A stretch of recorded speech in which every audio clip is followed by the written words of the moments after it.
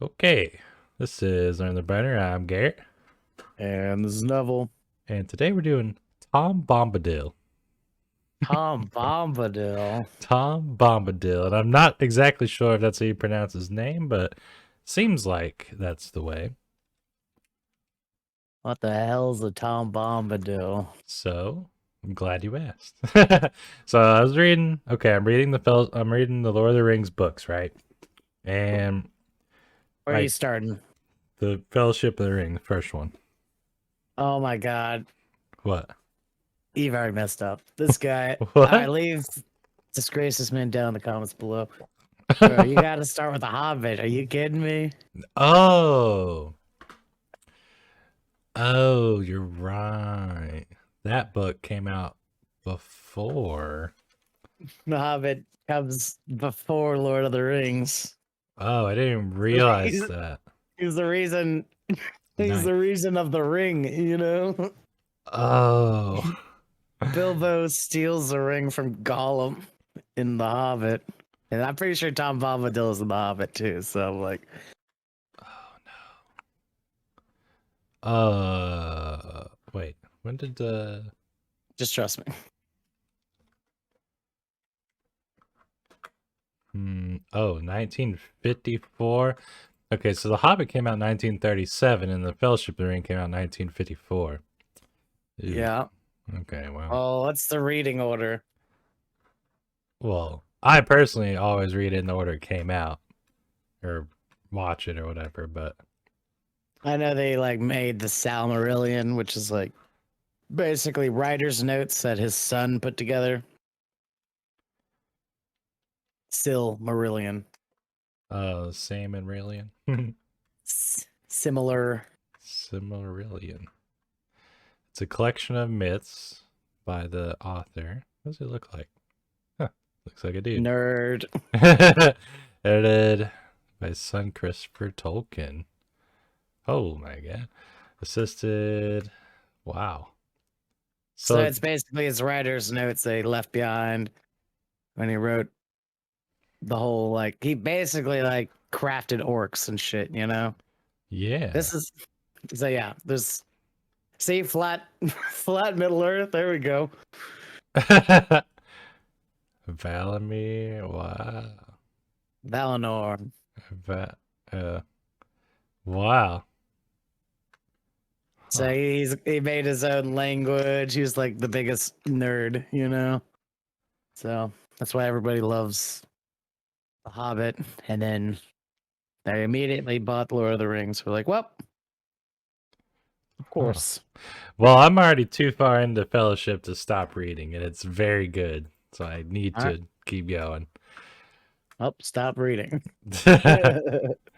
So Everything doesn't make any sense. Now you know why. no, it's Like, it seems to make quite a bit of sense. like, who the fuck is Gandalf? I mean, I Who mean, the fuck is Bilbo? Why does he have the ring? Where's Mithril? Oh my I've seen all the movies, king. so I know that much. Well, yeah, you know the spoilers, but like the reasons, like he does a good job at like rounding out the story. You know, he doesn't like there's not very many loose ends, if you know what I'm saying. Yeah, I completely So, forgot about The Hobbit being before Lord of the Rings. and you call yourself a Lord of the Rings fan? Oh yeah, definitely a fan. It's like I never said that once. All um, right, well, I'll so let that one slide. Edit this out of the. no, I'll leave it in for contingency sake, but uh, Yes, okay, contingency. yeah, some word. Okay, Or I have the physical book in my hand. I'm searching for um like some control effing Tom Bombadil. It's not working. yeah, what's that? Okay. So the first thing I noticed is the book. Okay, the movies didn't even scratch the surface with the detail from the book. Like Yeah, dude. not even like 30%, it seems And like. and I want to add something I found funny. You're like rolling your eyes and like huffing and puffing. I was like, you need to check out the extended versions of the movies. You're like, that's an extra hour. I'm like, yes, like it's all the shit that they left out from the book. You know, it's like mithril and why it's important, and you know, like the value of mithril and blah blah blah. You know, like all the little things that they just like left out for no reason. Well, Because yeah, I'm fully time. on board now. Like, I can see there's so much good stuff.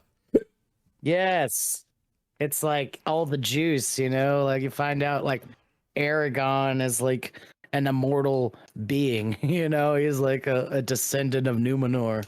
Yeah, You yeah, know, like yeah. in the extra scenes, I'm like, why the fuck would they cut that out? Like, they just passively mentioned like Arwen gave up her immortality, so she'll be growing old while you stay youthful and blah blah blah, and like to people who didn't know about the whole Numenorian connection, they're like, well, that doesn't make sense, but okay. Like, Right. Well, it's kind of piqued my interest lately with the new Rings of Power show. So that's kind of why I'm reading this book. Was it just kind of like I learned about the Numenorian stuff. Now Aragorn is Numenorian and all that, and I was like, oh, that's kind of interesting. And I was like, oh, I'm gonna read the books. And my plan is to read the book, watch the extended edition, and then do that for all three. and then go back and read The Hobbit. Yeah, and then go back and read The Hobbit as intended, you know. So, well, anyways, Just like that's the plan. George Lucas's movies. But I'm so glad that I actually did start reading it because, like, okay, you know, in the movie, right? Mhm. So the movie starts out. They're at a party. They're at Bilbo's birthday party. Bilbo's birthday Yeah, bash. Yeah. and then he leaves. Next scene, Frodo gets the ring. Next scene, they're leaving the Shire. Next scene, they're out of the Shire. Bombadil. So, like, that takes maybe, I don't know, 15 minutes maybe to get out of the Shire. So, currently in the book, I'm about a third of the way done with the book, and they're still in the Shire. They haven't even left yet. And there's so much stuff that was just skipped over. Like, one is the farmer guy that Pippin and Farmer Maggot's crops. yeah, that guy.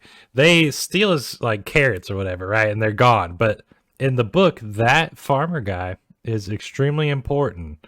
And there's like 2 chapters of them talking to the farmer guy, and he's like an actual pivotal character. Well, I mean, I wouldn't say a pivotal character, but he's a way more important character than the movie makes him out to be. And I was like, wow, this is interesting. Like this farmer guy that we don't even see, we just see his like scythe sticking up, you know, out of the corn or whatever. But no, he's like relatively important in the book. What is he like a senator or some sort of like figure of power in the Shire? No, well, okay, no, he's not like a mayor, but he is a figure of power in the Hobbit sense, where he's like everybody knows this guy. He's a farmer. He's one of the oldest hobbits in the Shire. Like he knows Bilbo and he knows Frodo. Like since Frodo was a kid, and like what else? Like he talks to elves, and also the ring wraiths talk to this farmer guy for a long time, and like he was like, "Get out of here, ring wraith!" Like, you know, he's like talking crap to the Nazgul and stuff, and like, there's a whole bunch of this stuff, and He's a hero in some sense. yeah, straight up here because they're like Shire Baggins, and he's like, never heard of him. Like, get out of here, lying, you know, to save Frodo and all them. But like in the movie, the Nazgul ask that random person, which I don't think is or maybe that was the farmer. It doesn't even tell you, but Skims right over it. Yeah. and like in the movie, that person is like scared and just points in the direction. But in the book, it's the farmer, and he basically tells him to get to kick sand or kick rocks or whatever you say, you know. Yeah, hit the road, Jack. So and then they're getting okay, so they're still going through the Shire, they're trying to get out of there. The Nazgul are kind of on them, and they like take shelter in the farmer's house. And like there's a whole thing where Frodo was like, I used to be scared of you when I was a kid because you had dogs, and he has like these big dogs or whatever. Like there's a bunch of stuff. And it's good. It's not just like filler bullshit kind of stuff. It's actually like nice writing, and it's like the farmer guy is a good character, he's interesting, you know. And it's good. Everybody gets flushed out and they get like their own arc. Mm-hmm. Yeah. Well, And then on top of that, the very next thing, still in the Shire, by the way, they leave the farm they go through a forest, right? And the forest is not in the movie as far as I know.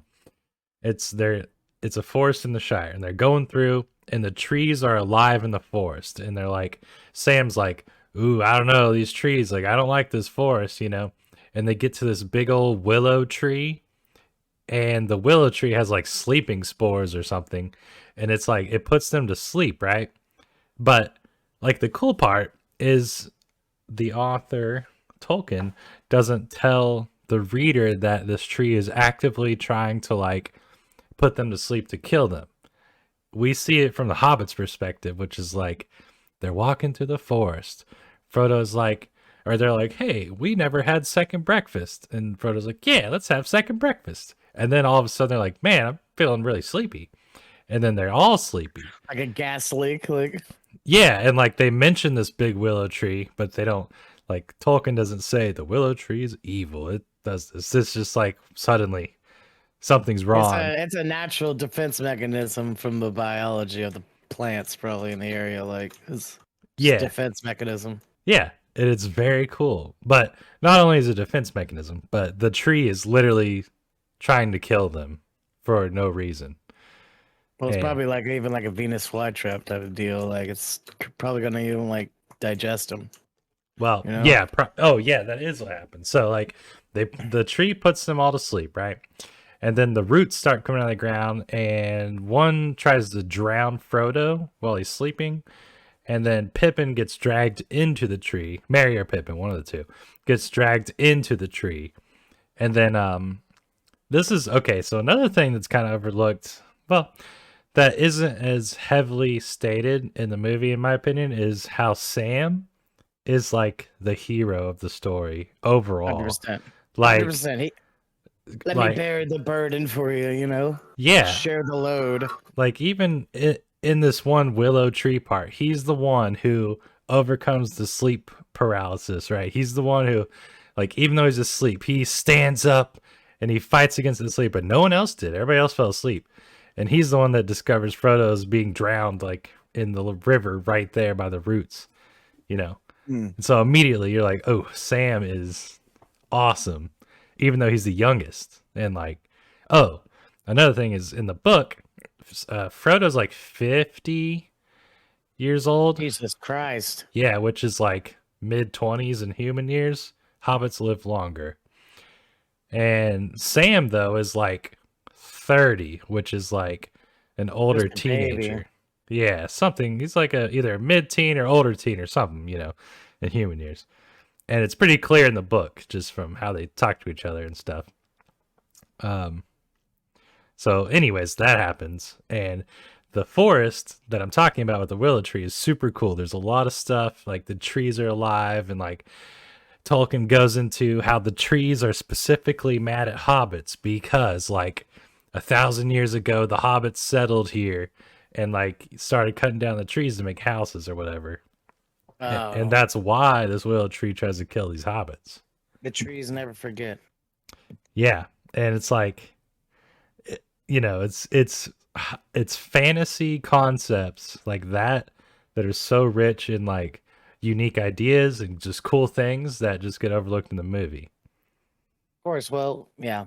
You can only spend so much money and have the actors out there for so long, and Oh, you can yeah, only I last so totally long. understand. Like, I'm not knocking the movie at all because like it's impossible to turn this into a movie Dude. like without missing something.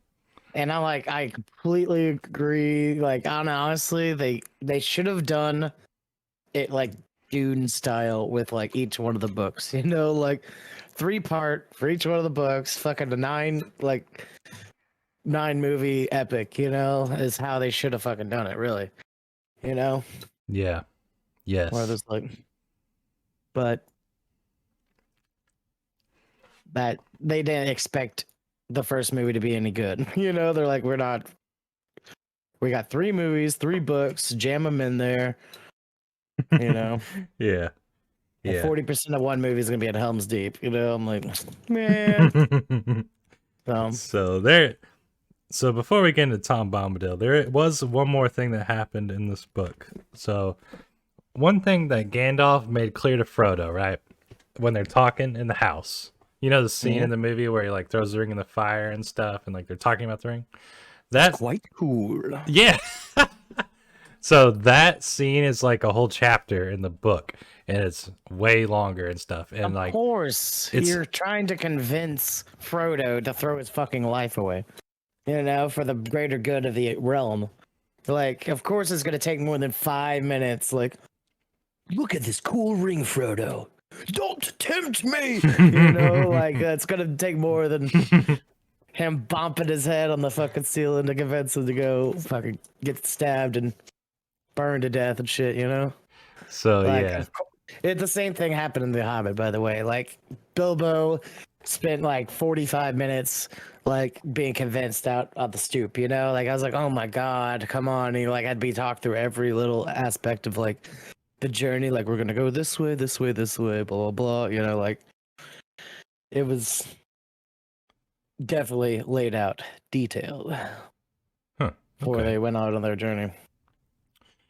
Well, that's yeah. That seems like the opposite of how this is going because he's like, "Where are we going? East? All right, then we'll go east." And it seems like they half the time get sidetracked, and they're like, "All right, it's luncheon time," and then they're sitting down, and then they eat, and then they take a nap, and then they wake back up, and then they're like, "Well, now it's afternoon tea time." Like literally, just the hobbits together are just like very difficult to get a task done. And so like there's a scene in the movie I remember where they team up with Aragorn at some point and Pippin's like, "Do you think he's heard of second breakfast or something?" And like Elevensies, yeah. yeah, like that. And in the book it's so clear like these hobbits wouldn't have made it far without like some sort of help because they still in the Shire after a third of this book, you know. And oh, but what I was getting at was like, okay, the part where Gandalf starts talking to Frodo, right? So there's multiple parts where Gandalf is explaining this ring to Frodo, and the ring in the book, or both of them, but it's explained better in the book that the ring is alive. It's literally like Sauron, the evil guy, Sauron, yeah, the evil guy. It's like him in the ring, and this ring is like a sentient thing, and like this ring can change its physical properties based on what it wants. For example, there's a point where Gandalf's like, "Frodo, hand me the ring. Let me show you something." And like the ring becomes heavier in his hand, and it's like physically heavier because it's trying to make Frodo not want to give it to him, you know, because the ring is Mm. actively trying to get into Sauron's possession. So it knows that in the hands of this hobbit, it's more likely to happen than in the hands of a wizard. So there's I thought that. Gandalf couldn't touch it via the movie lore. I don't know if he ever touches it in the book because there's a point where he goes to pick it up, and like that is like a chapter also of like Gandalf envisioning like all this stuff with the ring, like it's evil. Another thing that's interesting is Gandalf's like, "Hey, Bilbo told you about this ring. Like don't put it on." And Frodo's like, "Yeah, like Bilbo said the ring will slip off your finger, like it changes sizes and it'll slip off like if you're not paying attention." And the reason it does that is because the ring is actively making a decision to drop on the ground at a certain position to make it more likely to get into Sauron's hands. Does that Oh make yeah, sense? Yeah, like drop it on the road, and there is Nazgul coming down the road. Like, exactly. The ring will purposefully become bigger to slip off your finger to be in a spot. That's why Frodo wears it on a chain because Bilbo told him you need to put it on a chain or something or keep it in your pocket because it will naturally try to elude you or something, you know. it's tricksty ring. Yeah, and I thought like that concept is so cool and they don't really explain that very well in the movie that I recall. But in the book it's like it's right there and it's like wow, this is amazing. Like Oh, a sentient ring, you know. they show in the opening cinematic like Sauron is like a giant fucking like a mechanized suit of armor. Like he's like he's a giant. He basically has like baseball bats for fingers and shit, you know. And the dude Yeah. cuts his fingers off, and he picks up the ring, and it's like the size of his head, you know, and then like Yeah. basically shrinks down to like the size of his finger, like within a second. So he's like, "Yeah, fucking put me on, dude." Like, Yeah, like it's I'm amazing. tempting him. Like they kind of underestimate, or they don't fully explain like the potential of the ring and how it's such a sentient thing. So let's get into Tom Bombadil. Let me find a Why are you so passage. interested in Tom Bombadil? So okay, they're in the willow tree, right? Or the willow tree is trying to kill them, and they Sam sets the willow tree on fire. Okay, No. and but then all of a sudden Frodo hears like some singing, and Frodo's like, what is going on here? Like they're like about to die, and then they all of a sudden see Tom Bombadil, and he's singing and dancing while walking down the road in the forest, and like Tom Bombadil's like the happy, like jolliest Santa Claus type person, but also kind of like a drunk jester type person, and basically always singing and dancing, right? And he's like, Hmm. "Whoa, what do we got here? We got some hobbits in this forest. Like that's something's weird here. What are y'all doing here?" And Frodo's like, "Oh, my friend is getting killed by this willow tree." And Tom Bombadil's like, oh, okay. And he like whispers to the willow tree, and then the willow tree spits him out. And Tom Bombadil's like, "Why don't y'all come with me real quick?" And so they go back to his house, which is in the middle of this forest. And but basically, then there's like a chapter of us talking to Tom Bombadil. He's got like a Snow White thing going on where he's like got trailed by like birds and squirrels and shit. Like, Yeah, like the forest. Yeah, the forest. He doesn't. He's not afraid of the forest, even though the forest is very dangerous. he is a friend of the forest. So let me read you this passage. Okay. So I get So confused with him and Radagast, the brown wizard. yeah, they look similar, but they're entirely different. Radagast is a wizard. Tom Bombadil is not a wizard. So let's But just he has supernatural qualities, yeah. not just that. He's like a deity. He's like a god. Yeah, the only thing I know about Tom Bombadil is one thing. It's he's always been there and he always will be there. Yeah, yeah. Um, let's see here. So So he's like a universal constant. he is. He's like some sort of god or something. Let's see. Abilities, the oldest in existence. So, The okay, oldest let me just and read. existent. Okay, Wow. so this is Tom Bombadil talking to Frodo and the other hobbits in his living room. Tom Bombadil's like, "Show me the precious ring," he said suddenly in the midst of a story. And Frodo, to his own astonishment, drew out the chain from his pocket and unfastened the ring and handed it at once to Tom. It seemed to grow larger as it lay for a moment in his big brown skinned hand. Then suddenly he put it to his eye and laughed. For a second the hobbits had a vision, both comical and alarming, of his bright blue eye gleaming through a circle of gold. Then Tom put the ring round the end of his little finger and held it up to the candlelight. For a moment the hobbits noticed nothing strange about this. Then they gasped. Then they gasped. There was no sign of Tom disappearing. Tom laughed again, and then he spun the ring into the air, and it vanished with a flash. Frodo gave a cry, and Tom leaned forward and handed it back to him with a smile. Little sneaky sneaker. So, the the the significance of that paragraph is no one in existence that I've seen in this book or even in the movies that I can recall has resisted the temptation of the ring. Like, I can't think of any other character that's held the ring and gone, huh, this is, nothing. Here you go. Literally every single person has been like, oh, I can't touch it. Or like they want it, or they'll immediately kill their own friend for it or whatever. So it's like that right there just shows that Tom Bombadil is a special character. He's like uninvested in the world around him, like outside the forest. Like, and the ring probably knows that. Well, not It's like he'll never exactly. leave. He'll never leave the forest to drop the ring anywhere. So Tom Bombadil knows about, like, Frodo and Bilbo and the elves. Like, apparently he talks to Elrond frequently or something like that. Like, he's aware of stuff. But I think that the ring just didn't. Well, I don't know. You could say either the ring didn't put its charm on Tom Bombadil or the charm doesn't work. So I don't Or know. he's completely immune, like he's like phased out of like reality. He's Yeah, almost like a ghost or something. yeah. Okay, so let me read you another one. Let me find it.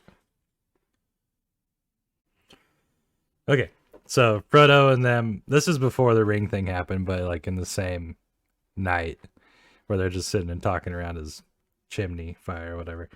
Okay, so Frodo's like, "Who are you, Master?"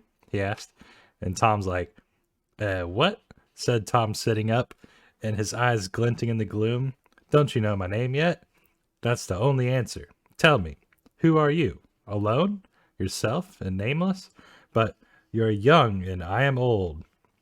Eldest. That's what I am. Mark my words, my friends. Tom was here before the river and the trees.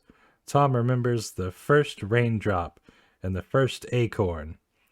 He's talking in like third person, by the way. Yeah. Uh, he made paths before the big people and saw the little people arriving. He was here before the kings and the graves and the Barrow Whites. When the elves passed westward, Tom was here already, before the seas were bent. He knew the dark under the stars when it was fearless, before the Dark Lord came from outside. So that's Tom explaining who he is to the hobbits. He's the first man. Yeah, he's the first thing in existence. Well, no, I guess not actually. Yeah, he's the first sentient being, maybe. But another thing that just caught my eye just now is the last sentence goes, "He knew the dark under the stars when it was fearless, before the Dark Lord came from outside." So Malcor. in that sentence, the word outside is capitalized. So that means outside is an actual place in the Lord of the Rings. Yeah, there's like if you go back up to the Tolkien section, there's like maybe back or maybe so near the Silmarillion thing, yeah. Samarillion? Yeah, there you go. The map, dude. Where's the map? Oh, I think there's Valinor, yeah. um, Valinor. And then there's Darkland. I don't see Darkland.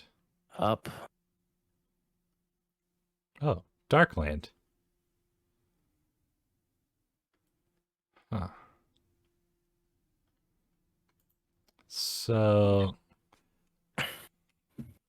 what is outside? Lord.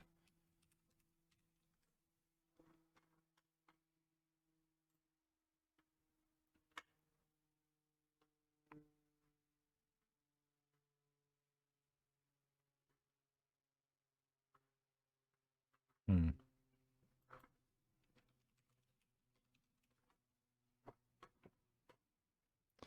Yeah, I think that's a hard thing to Google.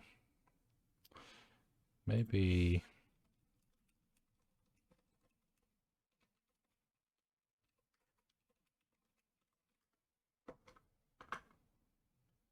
Malcor, uh Homeland. Is Mal what you're gonna look or Morgoth.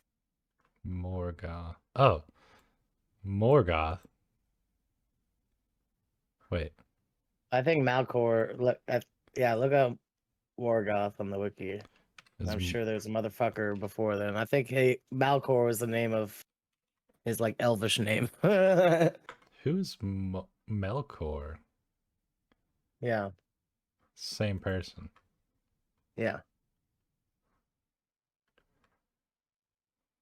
Predominantly known as his evil name, Morgoth. The Dark Lord. Okay, this person is not in Lord of the Rings. Yeah, that's what I'm saying. This is like Silmarillion stuff where you're like 10,000 years before Okay. Elrond. You know, Okay, this is this is like basically like when Elrond was like just getting out of high school. You know, because okay. Elrond's like 200,000 years old. You know, Right. Yeah. So this is like straight up this is like right before the Rings of Power TV show. oh, okay. This is literally like what the intro of the first episode of the Lords of Power was like. Malkor, the bad guy, and Sauron, the guy who followed the bad guy, and now they're hunting down Sauron, you know, Huh. and then we come to find out Sauron is like basically the new Malkor, and he's following all the steps that Malkor left down. Malkor's the guy who like made all the dragons and shit, so he's like basically the devil. This is obviously a god Jesus allegory. Yeah. Sam Okay. is sacrificing himself for the sins of Middle Earth. Or I don't know. All the allegories. But what is Tom Bombadil? That's the question. See. Well, okay, this guy, I don't even know about this. Like this is Yeah, crazy. yeah. This is why we probably should have done like the ages of Lord of the Rings before Yeah, this that wasn't the specific do episode. list, but the thing is that is extremely daunting. You It is know. a daunting task. Only if people would ask for it down the Patreon down below. Yes, absolutely.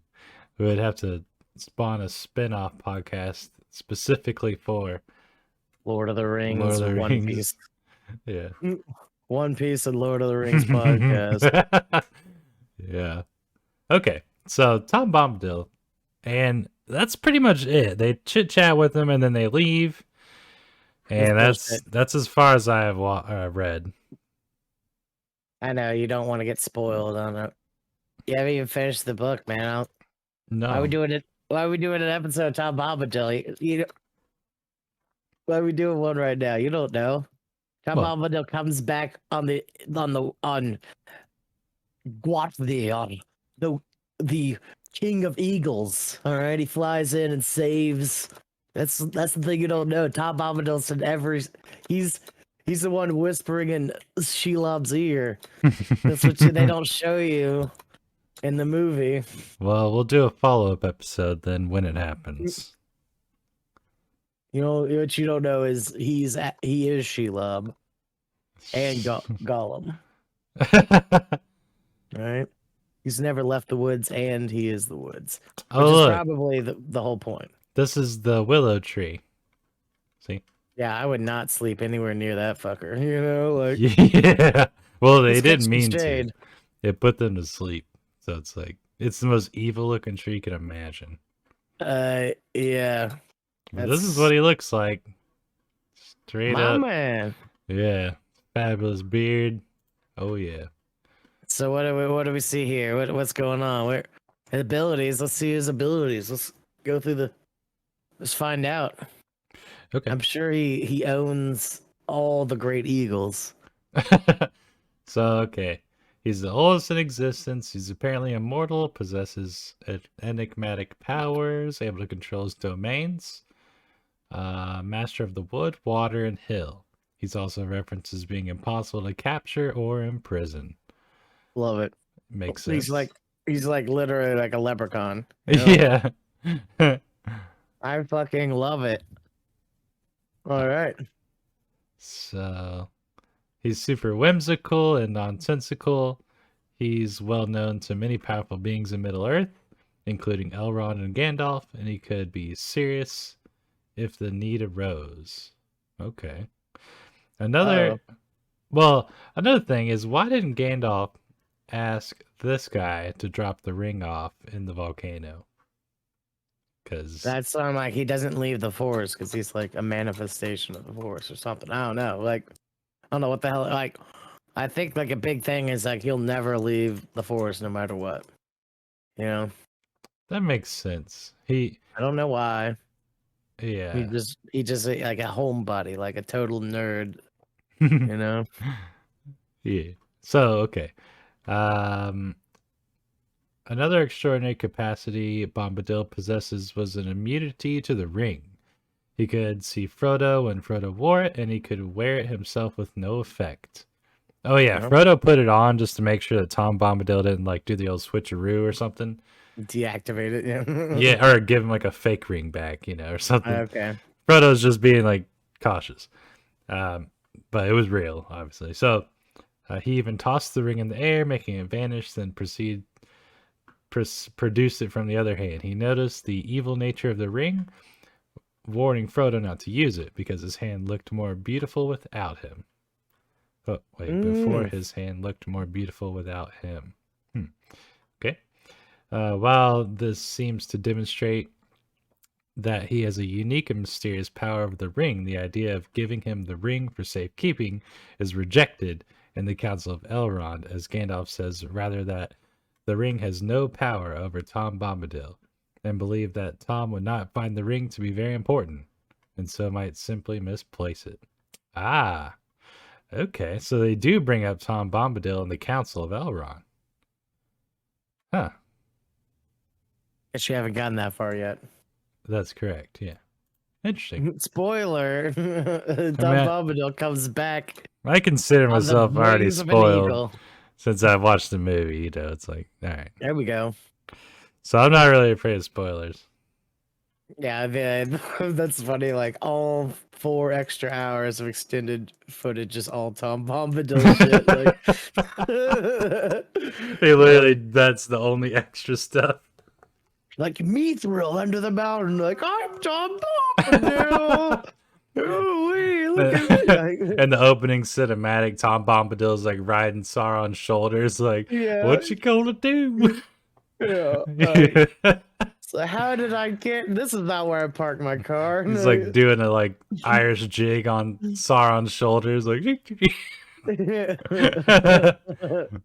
He's like parroting. He's parroting on the shoulder. I see. Oh man.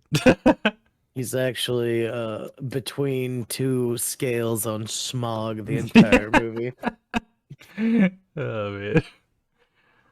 Okay. At the council, Galdor suggests that Bombadil would be unable to withstand a siege by Sauron unless such power is in the earth itself, implying that the character may be a manifestation of Middle Earth's inherent properties.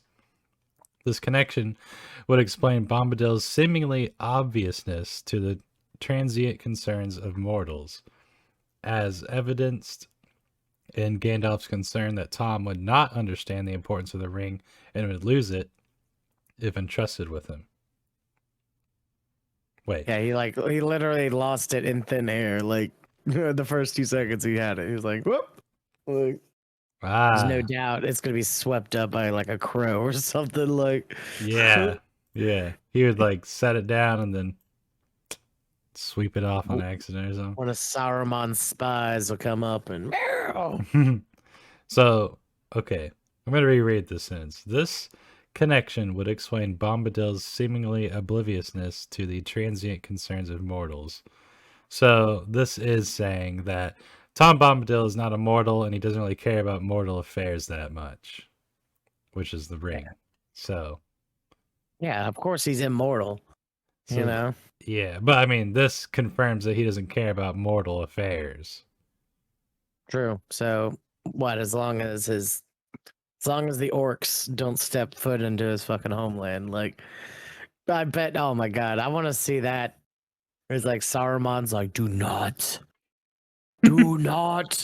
march near the Bombadil forest. Yeah. You know, like Yeah. pop up. The engines of war must go on. Not over there. Go around. Yeah, do not.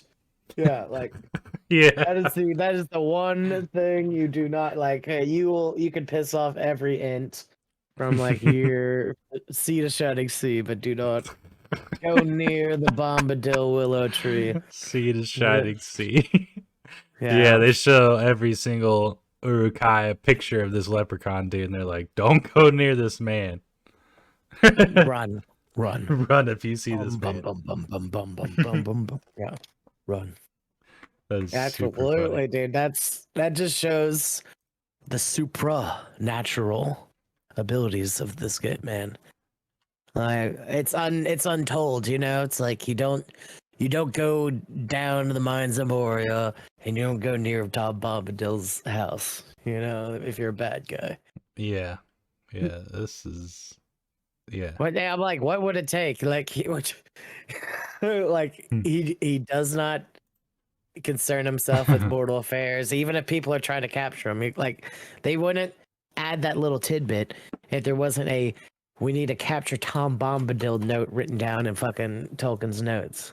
All right, somebody's been trying to capture Tom Bombadil. That's why he's got the leprechaun luck of the Irish thing. Like, you can't catch me in my lucky charms. You know, like Yeah. he's got that whole shtick going on because they're like, we have to catch Bombadil, catch Yeah. this 4-leaf, 5-leaf clover, you know, or whatever the fuck. We're gonna, you gotta squeeze him for his lucky oils, you know, like a porg. A puffin. Oh We're god. we're gonna juice Tom Bomb. We're gonna milk him for his whatever he's got. Like, and he slips right out of the cuffs, you know. But like, what can you do? Burn this man's house down? Like, she's like, I don't care. You know, like, what, will we just manifest a new forest overnight? That would be crazy. Probably. Let's see it. Let's see that alternate universe. Yeah. WB. You already like changing the lore around. Let's burn Tom Bombadil's house down. Bet you won't, Amazon. I bet you won't burn Tom Bombadil's house down on the next season of Rings of Power. You pussies. I bet you fucking won't. See what happens. It's just like back the next day, like, oh. It's like, well, ain't that a thing? Yeah. Well, good night. You know, like wakes up and it's all back. Like, Jesus Christ! Like, yeah. yeah, seriously. You're just like that. Never mind, I'm not going to go into that. That's funny. Oh man, but yeah, that is Tom Bombadil, and that's as far as I've gotten in the book. I don't know if he comes up again at some point. Let's go back to the wiki. Let's spoil it. I already skimmed through it, and it didn't really say much more. So I feel like he's not in the book as much. Blue Wizards. I saw it. Go up a little bit more. There you go. Nature. Suspicion was raised that Tom Bombadil was once one of the Blue Wizards. Okay, never mind. Just a theory. I like theories. So there's speculation that Bombadil is one of the Blue Wizards, the Witch King. However, these ideas are generally considered misguided due to contradictions. What is a Blue Wizard? The two Blue Wizards. Okay, this is one of the things, like in the Ring of Power right now, the guy who everyone's like, that's fucking Gandalf. You know, there's also another theory that, like, that guy, because Gandalf doesn't show up around that time period, so, like, everyone's like, shit, you know, like, this doesn't seem right, because they're, like, smashing two big-ass time periods together. They're mixing, like, the Second Age and the Third Age kind of together, you know? Okay. So the Blue Wizards came back around this period where Malcor got destroyed and blah blah blah. But these guys basically ended up like doing like some subterfuge stuff in the West. You know, like this is why you don't see like much of like you saw like in the end of the movie. It was like there's like Persian fleets. You know. Yeah. They're like They're like Xerxes, like freaking mercenaries or something. You know? Huh. Remember that? They were like No. storming Minas Tirith, and they're like the ships came out, and they're with the elephants, dude. You don't remember the fucking elephants? Oh yeah, I remember the big old elephants, and they're like watching the elephants from afar. Yeah. Wait, what are you talking about? In Two Towers? The final movie. There's like they're shooting elephants, and they're like, oh, yeah, that the one counts for two, you know, like, like all this bullshit. Like he slides down the nose of it as he kills the elephant. Anyway, it's like a war machine. Anyway, No, I it's don't like remember. there's like an Indian type of like mercenary group that's like from the east. I'm sorry. Okay. So supposedly, like these guys were sent to go there and do some stuff and like slow down the spread of evil or whatever. And that's why you didn't get like a bunch of that shit in the second age. But apparently the place in the show they said he needed to go in the east was like the exact same place that these people end up, these blue wizards. Hmm.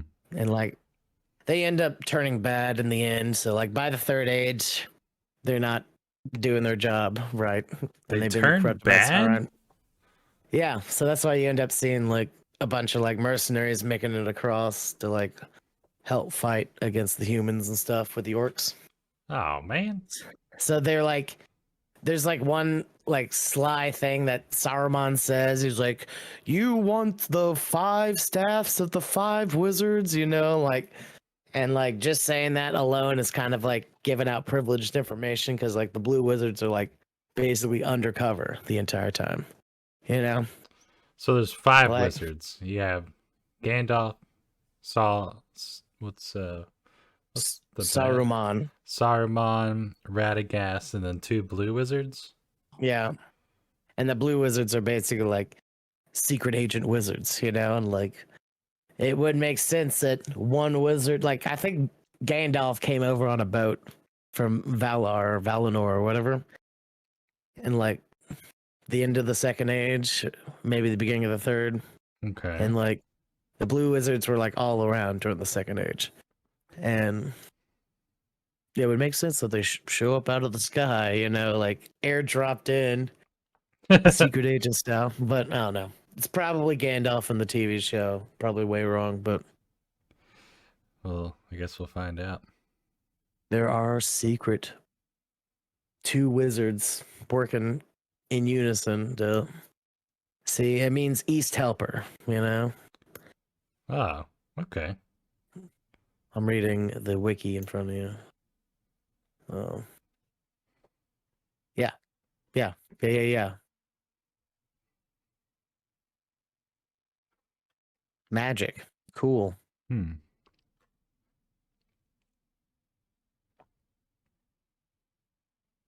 But Tom Bombadil isn't magic. He's just too cool Yeah. for corruption, Yeah, this apparently. is Tom Bombadil is definitely like higher than a wizard on the magical scale. He's uncorruptible. But here we've seen multiple wizards corrupted. More than half of them, apparently. Oh, yeah. Yeah. More than half of them. Basically, Gandalf's the last one. And like, Gandalf, yeah, Radagast. and there's like some also a nice little thing I like to mention. I heard like a rumor, I forget exactly, but there's like some elvish rings that like were made. I think there's like five elvish rings, and like one of them like is like unaccounted for, but like apparently one of them was like given to like Gandalf, and it's like an invisible ring. Whoa. So apparently, like he's got like an elvish ring that gave him like a revive. You know, like he gave him a reincarnation spell when he hit the Whoa. ground after the Balrog. So like that's always a nice little fan theory. You know, they're like, well, Elrond has one, Galadriel has one, and where's the other third elf ring? You know, So the So they're like, rings are invisible for the elves? uh, I think they got like a property where they could like be like visible and they want to be seen type of deal. Ah, So okay. there's a theory that basically Gandalf was like the third ring bearer for the elvish rings, and he like used the power to transform to Gandalf the White. Wow. He's the only he was the only good wizard yet left, you know, Hey, type of deal. that's super cool. All But right. Well, you got anything else to say about Tom Bombadil? uh what else is there to be said about Tom Bombadil? We will do a follow up episode if he plays an even bigger part than he has already. He is the eagle. And the volcano. Hey, there we go. Now you're thinking. My man. All right. Well, this has been Learn the Brenner. I'm Garrett. And there's Neville. And follow us in the links down below. We'll see you later. Bye. Peace.